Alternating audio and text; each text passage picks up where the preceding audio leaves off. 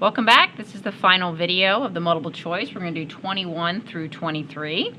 21, Carrie is solving the equation shown below, 8x plus, and in parentheses the quantity negative 10x plus 20 equals 50. This is her first step. Negative 10x plus 20 plus 8x equals 50. Which property did Carrie use for her first step? At a quick glance, it looks like she just switched the order. Instead of having the 8x plus first, she put her quantity first. If you change just the order of something, you're allowed to do that by the commutative property. So that would be 21 would be C. Moving on to 22.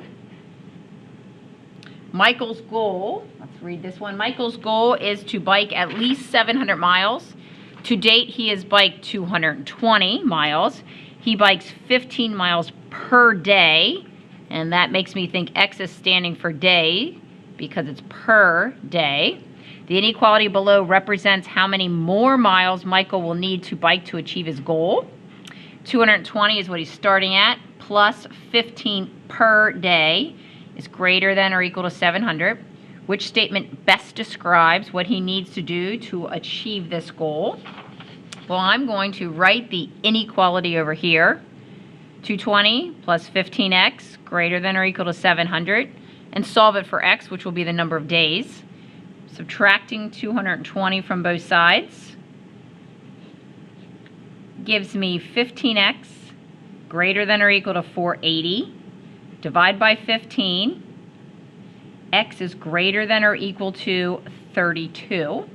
And since x is days, he will need to bike 32 or more days, which would be letter C. Be careful. Letter D might look the same, but it is not. He needs to bike more than 32 days, but this one is greater than or equal to, so be real careful there. 23, our last multiple choice. What is the value of absolute value of x plus 2 plus x cubed, or x to the third power, when x equals negative 3? We're simply going to plug in negative 3 for both of the x's. And I want you to be really careful. Anytime you raise a number to a power, I'd like you to get in the habit of using parentheses. If you have a nice calculator, to be quite honest, you could just type that straight in and get your answer, or feel free to do it in pieces. Negative 3 plus 2 is negative 1. I'm going to work inside the absolute value bars first.